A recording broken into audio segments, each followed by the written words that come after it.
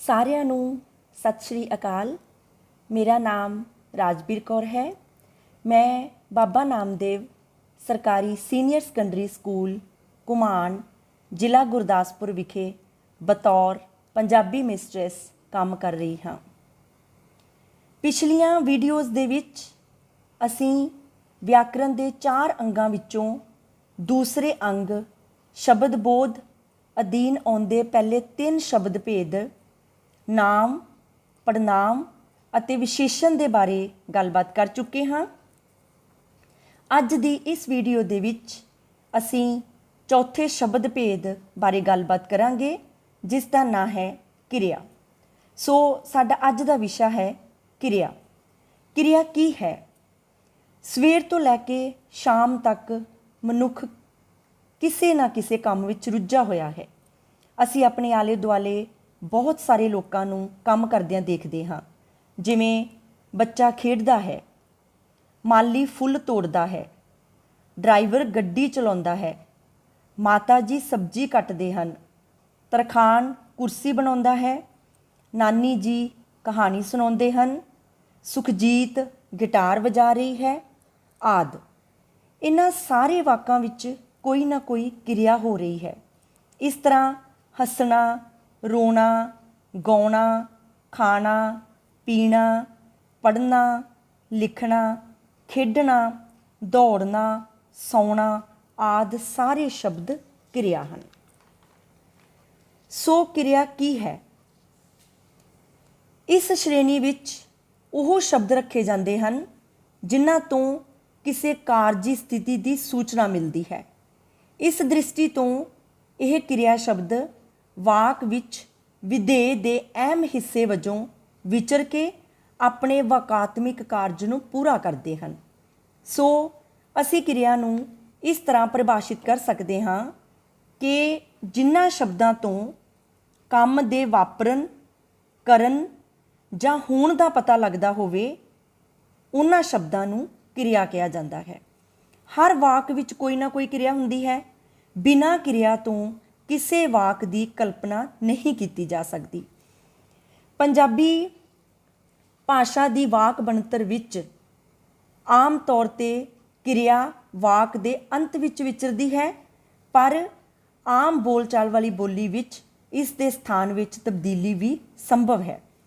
ਪੰਜਾਬੀ ਭਾਸ਼ਾ ਦੀ ਵਾਕ ਬਣਤਰ ਹੈ ਕਰਤਾ, ਕਰਮ ਅਤੇ ਕਿਰਿਆ। ਜਿਵੇਂ ਵਾਕ ਹੈ, ਮਾਤਾ ਜੀ ਰੋਟੀ ਪਕਾਉਂਦੇ ਹਨ। ਇਸ ਵਾਕ ਵਿੱਚ ਮਾਤਾ ਜੀ ਕਰਤਾ ਹੈ, ਰੋਟੀ ਕਰਮ ਹੈ, ਪਕਾਉਂਦੇ ਹਨ ਕਿਰਿਆ ਹੈ। ਕੰਮ ਕਰਨ ਵਾਲੇ ਨੂੰ ਕਰਤਾ ਕਹਿੰਦੇ ਹਨ ਅਤੇ ਕਿਰਿਆ ਦਾ ਜਿਸ 'ਤੇ ਪ੍ਰਭਾਵ ਪੈਂਦਾ ਹੈ ਉਸ ਨੂੰ ਕਰਮ ਕਹਿੰਦੇ ਹਨ। ਇਸ ਤਰ੍ਹਾਂ ਸਾਡੀ ਪੰਜਾਬੀ ਭਾਸ਼ਾ ਦੀ ਵਾਕ ਬਣਤਰ ਜੋ ਹੈ ਉਸ ਵਿੱਚ ਪਹਿਲਾਂ ਕਰਤਾ ਹੁੰਦਾ ਹੈ, ਫਿਰ ਕਰਮ ਅਤੇ ਫਿਰ ਕਿਰਿਆ। ਕਿਰਿਆ ਵਾਕ ਦੇ ਅੰਤ ਵਿੱਚ ਵਿਚਰਦੀ ਹੈ। ਕਿਰਿਆ ਦੀ ਵੰਡ ਅਸੀਂ 4 ਭਾਗਾਂ ਵਿੱਚ ਕਰ ਸਕਦੇ ਹਾਂ।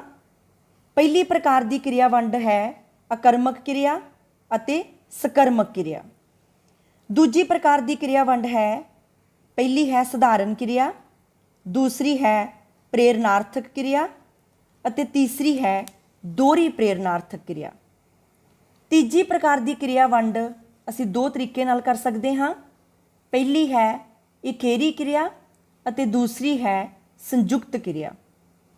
ਚੌਥੀ ਪ੍ਰਕਾਰ ਦੀ ਕਿਰਿਆ ਵੰਡ ਵਿੱਚ ਪਹਿਲੀ ਹੈ ਮੂਲ ਕਿਰਿਆ ਜਾਂ ਮੁੱਖ ਕਿਰਿਆ, ਦੂਸਰੀ ਹੈ ਸਹਾਇਕ ਕਿਰਿਆ ਅਤੇ ਤੀਸਰੀ ਹੈ ਸੰਸਰਗੀ ਕਿਰਿਆ।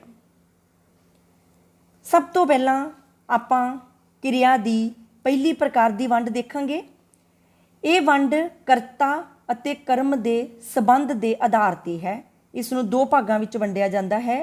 ਪਹਿਲੀ ਹੈ ਅਕਰਮਕ ਕਿਰਿਆ ਅਤੇ ਦੂਸਰੀ ਹੈ ਸਕਰਮਕ ਕਿਰਿਆ। ਸਭ ਤੋਂ ਪਹਿਲਾਂ ਆਪਾਂ ਗੱਲ ਕਰਾਂਗੇ ਕਿ ਅਕਰਮਕ ਕਿਰਿਆ ਕੀ ਹੈ। ਅਕਰਮਕ ਸ਼ਬਦ ਦਾ ਅਰਥ ਹੈ ਬਿਨਾਂ ਕਰਮ ਤੋਂ। ਵਾਕ ਵਿੱਚ ਜਿਸ ਕਿਰਿਆ ਦਾ ਕਰਮ ਨਾ ਹੋਵੇ, ਭਾਵ ਕਿਰਿਆ ਦਾ ਪ੍ਰਭਾਵ ਕੇਵਲ ਕਰਤਾ ਤੱਕ ਹੀ ਰਹੇ, ਉਸ ਨੂੰ ਅਕਰਮਕ ਕਿਰਿਆ ਕਹਿੰਦੇ ਹਨ। ਜਿਵੇਂ ਸਾਡੇ ਕੋਲ 2 ਵਾਕ ਹਨ, ਮੁੰਡਾ ਦੌੜਦਾ ਹੈ ਪੱਖਾ ਚੱਲਦਾ ਹੈ। ਆਕਰਮਕ ਕਿਰਿਆ ਦੀ ਪਛਾਣ ਇਹ ਹੈ ਕਿ ਇਸ ਦੀ ਕਿਰਿਆ ਤੋਂ ਪਹਿਲਾਂ ਕੀ ਸ਼ਬਦ ਲਾ ਕੇ ਪ੍ਰਸ਼ਨ ਕਰਨ ਨਾਲ ਕੋਈ ਉੱਤਰ ਨਹੀਂ ਮਿਲਦਾ। ਜਿਵੇਂ ਪਹਿਲਾ ਵਾਕ ਹੈ ਮੁੰਡਾ ਦੌੜਦਾ ਹੈ। ਇਸ ਵਾਕ ਵਿੱਚ ਦੌੜਦਾ ਹੈ ਕਿਰਿਆ ਹੈ। ਜਦੋਂ ਅਸੀਂ ਇਸ ਵਾਕ ਦੇ ਵਿੱਚ ਕਿਰਿਆ ਤੋਂ ਪਹਿਲਾਂ ਕੀ ਸ਼ਬਦ ਲਗਾਉਂਦੇ ਹਾਂ ਤਾਂ ਸਾਡੇ ਕੋਲ ਵਾਕ ਬਣਦਾ ਹੈ ਮੁੰਡਾ ਕੀ ਦੌੜਦਾ ਹੈ, ਤੇ ਇਸ ਦਾ ਸਾਡੇ ਕੋਲ ਕੋਈ ਵੀ ਜਵਾਬ ਨਹੀਂ ਮਿਲਦਾ। ਇਸ ਵਾਕ ਦੇ ਵਿੱਚ ਮੁੰਡਾ ਕਰਤਾ ਹੈ ਅਤੇ ਦੌੜਦਾ ਹੈ ਕਿਰਿਆ ਹੈ, ਪਰ ਕਰਮ ਨਹੀਂ ਹੈ। ਜਦੋਂ ਅਸੀਂ ਕਿਰਿਆ ਤੋਂ ਪਹਿਲਾਂ ਕੀ ਸ਼ਬਦ ਲਗਾਉਂਦੇ ਹਾਂ, ਮੁੰਡਾ ਕੀ ਦੌੜਦਾ ਹੈ, ਤਾਂ ਸਾਨੂੰ ਕੋਈ ਵੀ ਜਵਾਬ ਨਹੀਂ ਮਿਲਦਾ। ਦੂਸਰਾ ਵਾਕ ਹੈ ਪੱਖਾ ਚੱਲਦਾ ਹੈ। ਇਸ ਵਾਕ ਵਿੱਚ ਪੱਖਾ ਕਰਤਾ ਹੈ ਅਤੇ ਚੱਲਦਾ ਹੈ ਕਿਰਿਆ ਹੈ, ਪਰ ਕਰਮ ਨਹੀਂ ਹੈ। ਜਦੋਂ ਅਸੀਂ ਕਿਰਿਆ ਸ਼ਬਦ ਤੋਂ ਪਹਿਲਾਂ ਕੀ ਸ਼ਬਦ ਲਗਾਉਂਦੇ ਹਾਂ, ਪੱਖਾ ਕੀ ਚੱਲਦਾ ਹੈ, ਤਾਂ ਸਾਨੂੰ ਕੋਈ ਵੀ ਜਵਾਬ ਨਹੀਂ ਮਿਲਦਾ। ਇਸ ਤਰ੍ਹਾਂ ਆਕਰਮਕ ਕਿਰਿਆ ਉਹ ਕਿਰਿਆ ਹੁੰਦੀ ਹੈ ਜਿਸ ਵਿੱਚ ਕਰਤਾ ਅਤੇ ਕਿਰਿਆ ਤਾਂ ਹੁੰਦੀ ਹੈ ਪਰ ਕਰਮ ਨਹੀਂ ਹੁੰਦਾ। ਕਿਰਿਆ ਦੀ ਪਹਿਲੀ ਪ੍ਰਕਾਰ ਦੀ ਵੰਡ ਵਿੱਚ ਦੂਜੀ ਕਿਸਮ ਹੈ ਸਕਰਮਕ ਕਿਰਿਆ। ਜਿਸ ਕਿਰਿਆ ਦਾ ਕਰਤਾ ਅਤੇ ਕਰਮ ਦੋਵੇਂ ਹੋਣ, ਭਾਵ ਜਿਸ ਕਿਰਿਆ ਦਾ ਪ੍ਰਭਾਵ ਕਰਤਾ ਤੋਂ ਅੱਗੇ ਕਰਮ ਤੱਕ ਪਹੁੰਚੇ, ਉਸ ਨੂੰ ਸਕਰਮਕ ਕਿਰਿਆ ਕਿਹਾ ਜਾਂਦਾ ਹੈ। ਜਿਵੇਂ ਸਾਡੇ ਕੋਲ ਦੋ ਵਾਕ ਹਨ, ਮੁੰਡਾ ਫੁੱਟਬਾਲ ਖੇਡਦਾ ਹੈ, ਪਿਤਾ ਜੀ ਅਖਬਾਰ ਪੜ੍ਹਦੇ ਹਨ। ਸਕਰਮਕ ਕਿਰਿਆ ਦੇ ਅੱਗੇ ਕੀ ਸ਼ਬਦ ਲਾ ਕੇ ਪ੍ਰਸ਼ਨ ਕੀਤਿਆਂ ਉੱਤਰ ਮਿਲ ਜਾਂਦਾ ਹੈ। ਕਿਵੇਂ? ਜਿਵੇਂ ਸਾਡੇ ਕੋਲ ਪਹਿਲਾ ਵਾਕ ਹੈ ਮੁੰਡਾ ਫੁੱਟਬਾਲ ਖੇਡਦਾ ਹੈ। ਜੇਕਰ ਅਸੀਂ ਕਿਰਿਆ ਤੋਂ ਪਹਿਲਾਂ ਕੀ ਸ਼ਬਦ ਲਗਾਉਂਦੇ ਹਾਂ, ਮੁੰਡਾ ਕੀ ਖੇਡਦਾ ਹੈ, ਤਾਂ ਸਾਨੂੰ ਉੱਤਰ ਮਿਲੇਗਾ ਫੁੱਟਬਾਲ। ਇਹ ਸਕਰਮਕ ਕਿਰਿਆ ਹੈ ਕਿਉਂਕਿ ਇਸ ਵਿੱਚ ਫੁੱਟਬਾਲ ਸ਼ਬਦ ਕਰਮ ਹੈ। ਦੂਸਰਾ ਵਾਕ ਹੈ ਪਿਤਾ ਜੀ ਅਖਬਾਰ ਪੜ੍ਹਦੇ ਹਨ। ਇਸ ਵਾਕ ਦੀ ਕਿਰਿਆ ਤੋਂ ਪਹਿਲਾਂ ਜੇਕਰ ਅਸੀਂ ਕੀ ਸ਼ਬਦ ਦੀ ਵਰਤੋਂ ਕਰਦੇ ਹਾਂ ਤਾਂ ਸਾਡਾ ਵਾਕ ਬਣੇਗਾ ਪਿਤਾ ਜੀ ਕੀ ਪੜ੍ਹਦੇ ਹਨ, ਤਾਂ ਉੱਤਰ ਮਿਲੇਗਾ ਅਖਬਾਰ। ਅਖਬਾਰ ਸ਼ਬਦ ਕਰਮ ਹੈ, ਇਹ ਸਕਰਮਕ ਕਿਰਿਆ ਹੈ। ਸੋ ਕਿਰਿਆ ਦੀ ਪਹਿਲੀ ਪ੍ਰਕਾਰ ਦੀ ਵੰਡ ਦੋ ਤਰ੍ਹਾਂ ਨਾਲ ਹੁੰਦੀ ਹੈ, ਆਕਰਮਕ ਕਿਰਿਆ ਅਤੇ ਸਕਰਮਕ ਕਿਰਿਆ।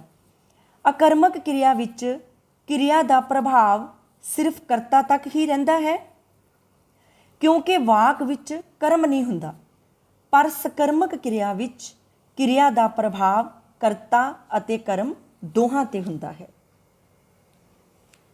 ਕਿਰਿਆ ਦੀ ਦੂਜੀ ਪ੍ਰਕਾਰ ਦੀ ਵੰਡ ਤਿੰਨ ਤਰ੍ਹਾਂ ਨਾਲ ਹੁੰਦੀ ਹੈ।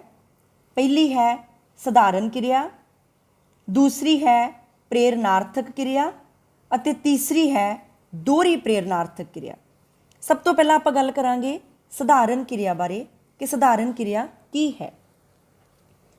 ਕਿਰਿਆ ਦੇ ਜਿਸ ਰੂਪ ਤੋਂ ਪਤਾ ਲੱਗੇ ਕਿ ਉਸ ਨੂੰ ਕਰਨ ਵਾਲਾ ਕਰਤਾ ਆਪ ਹੈ, ਉਸ ਕਿਰਿਆ ਨੂੰ ਸਧਾਰਨ ਕਿਰਿਆ ਕਿਹਾ ਜਾਂਦਾ ਹੈ। ਇਸ ਤੋਂ ਇਲਾਵਾ ਵਾਕ ਵਿੱਚ ਕਿਰਿਆ ਨਾਲ ਗੁਪਤ ਜਾਂ ਪ੍ਰਗਟ ਰੂਪ ਵਿੱਚ ਸਪੰਦਕ ਨਾ ਲੱਗਾ ਹੋਵੇ, ਉਸ ਨੂੰ ਸਧਾਰਨ ਕਿਰਿਆ ਕਿਹਾ ਜਾਂਦਾ ਹੈ। ਜਿਵੇਂ ਵਾਕ ਹੈ ਮੈਂ ਨਾਵਲ ਪੜ੍ਹਦਾ ਹਾਂ। ਇਸ ਵਾਕ ਵਿੱਚ ਮੈਂ ਕਰਤਾ ਹੈ ਅਤੇ ਨਾਵਲ ਖੁਦ ਕਰਤੇ ਦੁਆਰਾ ਪੜ੍ਹਿਆ ਜਾ ਰਿਹਾ ਹੈ, ਭਾਵ ਕਿਰਿਆ ਨੂੰ ਕਰਨ ਵਾਲਾ ਕਰਤਾ ਖੁਦ ਆਪ ਹੈ, ਸੋ ਇਹ ਸਧਾਰਨ ਕਿਰਿਆ ਹੈ। ਦੂਸਰੀ ਹੈ ਪ੍ਰੇਰਨਾਰਥਕ ਕਿਰਿਆ। ਕਿਰਿਆ ਦੇ ਜਿਸ ਰੂਪ ਤੋਂ ਇਹ ਪਤਾ ਲੱਗੇ ਕਿ ਉਸ ਨੂੰ ਕਰਨ ਵਾਲਾ ਕਰਤਾ ਆਪ ਨਹੀਂ, ਸਗੋਂ ਕਿਰਿਆ ਕਿਸੇ ਹੋਰ ਨੂੰ ਪ੍ਰੇਰਨਾ ਦੇ ਕੇ ਉਸ ਕੋਲੋਂ ਕਰਵਾਈ ਜਾ ਰਹੀ ਹੈ, ਉਸ ਕਿਰਿਆ ਨੂੰ ਪ੍ਰੇਰਨਾਰਥਕ ਕਿਰਿਆ ਕਿਹਾ ਜਾਂਦਾ ਹੈ। ਜਿਵੇਂ ਗੁਰਬੀਰ ਸਿੰਘ ਦੇ ਪਿਤਾ ਜੀ ਉਸ ਤੋਂ ਹਰ ਰੋਜ਼ ਸਕੂਲ ਦਾ ਕੰਮ ਕਰਵਾਉਂਦੇ ਹਨ। ਇਸ ਵਾਕ ਵਿੱਚ ਇੱਕ ਪਿਤਾ ਦੁਆਰਾ ਆਪਣੇ ਬੱਚੇ ਨੂੰ ਪ੍ਰੇਰਨਾ ਦੇ ਕੇ ਉਸ ਕੋਲੋਂ ਸਕੂਲ ਦਾ ਕੰਮ ਕਰਵਾਇਆ ਜਾ ਰਿਹਾ ਹੈ। ਕਿਰਿਆ ਦੀ ਤੀਸਰੀ ਕਿਸਮ ਹੈ ਦੋਹਰੀ ਪ੍ਰੇਰਨਾਰਥਕ ਕਿਰਿਆ। ਕਿਰਿਆ ਦੇ ਜਿਸ ਰੂਪ ਤੋਂ ਇਹ ਪਤਾ ਲੱਗੇ ਕਿ ਕਰਤਾ ਕਿਸੇ ਦੂਜੇ ਵਿਅਕਤੀ ਨੂੰ ਪ੍ਰੇਰਨਾ ਦੇ ਕੇ ਉਹ ਕਿਰਿਆ ਕਿਸੇ ਤੀਜੇ ਵਿਅਕਤੀ ਕੋਲੋਂ ਕਰਵਾਉਣ ਲਈ ਕਹਿੰਦਾ ਹੈ, ਉਸ ਕਿਰਿਆ ਨੂੰ ਦੋਹਰੀ ਪ੍ਰੇਰਨਾਰਥਕ ਕਿਰਿਆ ਕਿਹਾ ਜਾਂਦਾ ਹੈ। ਜਿਵੇਂ ਇੱਕ ਨਿੱਕਾ ਜਿਹਾ ਬੱਚਾ ਆਪਣੇ ਦਾਦਾ ਜੀ ਨੂੰ ਕਹਿੰਦਾ ਹੈ, ਦਾਦਾ ਜੀ ਮੈਂ ਬਹੁਤ ਹੀ ਵਧੀਆ ਨੰਬਰਾਂ ਨਾਲ 5ਵੀਂ ਜਮਾਤ ਪਾਸ ਕਰ ਲਈ ਹੈ, ਹੁਣ ਮੇਰੇ ਲਈ ਪਿਤਾ ਜੀ ਕੋਲੋਂ ਇੱਕ ਸੋਹਣੀ ਜਿਹੀ ਘੜੀ ਦਿਲਵਾ ਦਿਓ। ਇਸ ਵਾਕ ਵਿੱਚ ਇੱਕ ਬੱਚਾ ਆਪਣੇ ਦਾਦਾ ਜੀ ਰਾਹੀਂ ਆਪਣੇ ਪਿਤਾ ਜੀ ਕੋਲੋਂ ਕੰਮ ਕਰਵਾਉਣਾ ਚਾਹੁੰਦਾ ਹੈ, ਸੋ ਇਸ ਨੂੰ ਦੋਹਰੀ ਪ੍ਰੇਰਨਾਰਥਕ ਕਿਰਿਆ ਕਹਿੰਦੇ ਹਨ। ਕਿਰਿਆ ਦੇ ਇਹਨਾਂ ਤਿੰਨਾਂ ਭੇਦਾਂ ਦੀਆਂ ਆਪਾਂ ਕੁਝ ਉਦਾਹਰਨਾਂ ਦੇਖ ਸਕਦੇ ਹਾਂ। ਤੁਸੀਂ ਦੇਖ ਸਕਦੇ ਹੋ ਸਧਾਰਨ ਕਿਰਿਆ, ਪ੍ਰੇਰਨਾਰਥਕ ਕਿਰਿਆ ਤੇ ਦੋਹਰੀ ਪ੍ਰੇਰਨਾਰਥਕ ਕਿਰਿਆ। ਲਿਖਣਾ ਸਧਾਰਨ ਕਿਰਿਆ ਹੈ, ਲਿਖਾਉਣਾ ਪ੍ਰੇਰਨਾਰਥਕ, ਲਿਖਵਾਉਣਾ ਦੋਹਰੀ ਪ੍ਰੇਰਨਾਰਥਕ। ਪਕੜਨਾ ਸਧਾਰਨ ਕਿਰਿਆ ਹੈ, ਪਕੜਾਉਣਾ ਪ੍ਰੇਰਨਾਰਥਕ ਕਿਰਿਆ, ਪਕੜਵਾਉਣਾ ਦੋਹਰੀ ਪ੍ਰੇਰਨਾਰਥਕ ਕਿਰਿਆ। ਪਿੰਜਣਾ ਸ਼ਬਦ ਸਧਾਰਨ ਕਿਰਿਆ ਹੈ, ਪਰ ਪਿੰਜਾਉਣਾ ਪ੍ਰੇਰਨਾਰਥਕ ਕਿਰਿਆ ਹੈ ਅਤੇ ਪਿੰਜਵਾਉਣਾ ਦੋਹਰੀ ਪ੍ਰੇਰਨਾਰਥਕ ਕਿਰਿਆ ਹੈ। ਇਸੇ ਤਰ੍ਹਾਂ ਪੜ੍ਹਨਾ ਸ਼ਬਦ ਸਧਾਰਨ ਕਿਰਿਆ ਹੈ, ਪਰ ਪੜ੍ਹਾਉਣਾ ਸ਼ਬਦ ਪ੍ਰੇਰਨਾਰਥਕ ਕਿਰਿਆ ਹੈ ਅਤੇ ਪੜ੍ਹਵਾਉਣਾ ਸ਼ਬਦ ਦੋਹਰੀ ਪ੍ਰੇਰਨਾਰਥਕ ਕਿਰਿਆ ਹੈ। ਇਸੇ ਤਰ੍ਹਾਂ ਸਾਡੇ ਕੋਲ ਸ਼ਬਦ ਹੈ ਵਿਛਣਾ। ਵਿਛਣਾ ਸ਼ਬਦ ਸਧਾਰਨ ਕਿਰਿਆ ਹੈ, ਵਿਛਾਉਣਾ ਸ਼ਬਦ ਪ੍ਰੇਰਨਾਰਥਕ ਕਿਰਿਆ ਹੈ ਅਤੇ ਵਿਛਵਾਉਣਾ ਸ਼ਬਦ ਦੋਹਰੀ ਪ੍ਰੇਰਨਾਰਥਕ ਕਿਰਿਆ ਹੈ। ਕਿਰਿਆ ਦੀ ਤੀਜੀ ਪ੍ਰਕਾਰ ਦੀ ਵੰਡ ਹੈ, ਜਿਸ ਨੂੰ ਅਸੀਂ ਦੋ ਭਾਗਾਂ ਵਿੱਚ ਵੰਡ ਸਕਦੇ ਹਾਂ, ਇਕੇਰੀ ਕਿਰਿਆ ਅਤੇ ਸੰਯੁਕਤ ਕਿਰਿਆ। ਇਕੇਰੀ ਕਿਰਿਆ ਕੀ ਹੁੰਦੀ ਹੈ? ਜਿਸ ਵਾਕ ਵਿੱਚ ਕਿਰਿਆ ਇੱਕ ਸ਼ਬਦ ਦੀ ਹੋਵੇ ਉਸ ਨੂੰ ਇਕੇਰੀ ਕਿਰਿਆ ਕਹਿੰਦੇ ਹਨ।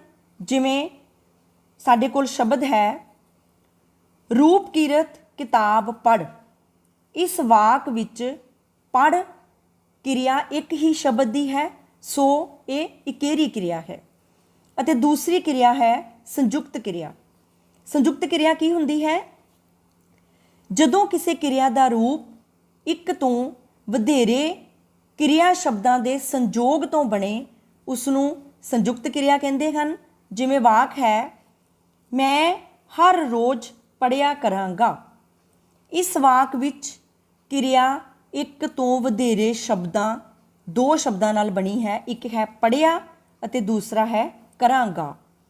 ਪੜ੍ਹਿਆ ਅਤੇ ਕਰਾਂਗਾ ਨਾਲ ਬਣੀ ਹੈ, ਇਸ ਤਰ੍ਹਾਂ ਇਹ ਸੰਯੁਕਤ ਕਿਰਿਆ ਹੈ। ਕਿਰਿਆ ਦੀ ਚੌਥੀ ਪ੍ਰਕਾਰ ਦੀ ਵੰਡ ਹੈ ਮੂਲ ਕਿਰਿਆ ਜਾਂ ਮੁੱਖ ਕਿਰਿਆ, ਸਹਾਇਕ ਕਿਰਿਆ ਅਤੇ ਸੰਸਰਗੀ ਕਿਰਿਆ। ਸਭ ਤੋਂ ਪਹਿਲਾਂ ਹੈ ਮੂਲ ਕਿਰਿਆ ਜਾਂ ਮੁੱਖ ਕਿਰਿਆ। ਮੂਲ ਕਿਰਿਆ ਮੁੱਖ ਕਿਰਿਆ ਹੁੰਦੀ ਹੈ, ਜਿਵੇਂ ਪੜ੍ਹ, ਲਿਖ, ਖਾ। ਅਤੇ ਸਹਾਇਕ ਕਿਰਿਆ ਮੂਲ ਕਿਰਿਆ ਦੇ ਨਾਲ ਆਉਂਦੀ ਹੈ। ਸਹਾਇਕ ਕਿਰਿਆ ਜਿਵੇਂ ਹੈ, ਹਨ, ਹਾਂ, ਸੀ, ਸਨ ਆਦਿ ਸਹਾਇਕ ਕਿਰਿਆਵਾਂ ਹਨ। ਜਿਵੇਂ ਵਾਕ ਹੈ ਭੈਣ ਜੀ ਕੁਰਸੀ ਉੱਤੇ ਬੈਠੇ ਹਨ। ਇਸ ਵਾਕ ਵਿੱਚ ਬੈਠੇ ਸ਼ਬਦ ਮੂਲ ਕਿਰਿਆ ਹੈ ਅਤੇ ਹਨ ਸ਼ਬਦ ਸਹਾਇਕ ਕਿਰਿਆ ਹੈ। ਜਿਵੇਂ ਸਾਡੇ ਕੋਲ ਵਾਕ ਹੈ ਮਾਸਟਰ ਜੀ ਨੇ ਇਹ ਪਾਠ ਕੱਲ੍ਹ ਪੜ੍ਹਾਇਆ ਸੀ। ਇਸ ਵਾਕ ਵਿੱਚ ਪੜ੍ਹਾਇਆ ਸ਼ਬਦ ਜਿਹੜਾ ਹੈ ਉਹ ਮੂਲ ਕਿਰਿਆ ਹੈ ਅਤੇ ਸੀ ਸ਼ਬਦ ਸਹਾਇਕ ਕਿਰਿਆ ਹੈ। ਜਿਵੇਂ ਇੱਕ ਹੋਰ ਵਾਕ ਹੈ ਖਾਲੀ ਘੰਟੀ ਵਿੱਚ ਬੱਚੇ ਰੌਲਾ ਪਾਉਂਦੇ ਸਨ। ਇਸ ਵਾਕ ਵਿੱਚ ਪਾਉਂਦੇ ਸ਼ਬਦ ਜੋ ਹੈ ਉਹ ਮੂਲ ਕਿਰਿਆ ਹੈ ਅਤੇ ਸਨ ਸ਼ਬਦ ਜੋ ਹੈ ਉਹ ਸਹਾਇਕ ਕਿਰਿਆ ਹੈ। ਇਸ ਤੋਂ ਇਲਾਵਾ ਤੀਸਰੀ ਕਿਸਮ ਹੈ ਸੰਸਰਗੀ ਕਿਰਿਆ, ਜਿਸ ਦੇ ਅੰਤ ਵਿੱਚ ਸਹਾਇਕ ਕਿਰਿਆ ਇਕੱਲੀ ਆਵੇ ਉਸ ਨੂੰ ਸੰਸਰਗੀ ਕਿਰਿਆ ਕਹਿੰਦੇ ਹਨ। ਸੋ ਅੱਜ ਦੀ ਇਸ ਵੀਡੀਓ ਵਿੱਚ ਆਪਾਂ ਗੱਲ ਕੀਤੀ ਹੈ ਕਿਰਿਆ ਬਾਰੇ ਅਤੇ ਕਿਰਿਆ ਦੀ ਵੰਡ ਬਾਰੇ।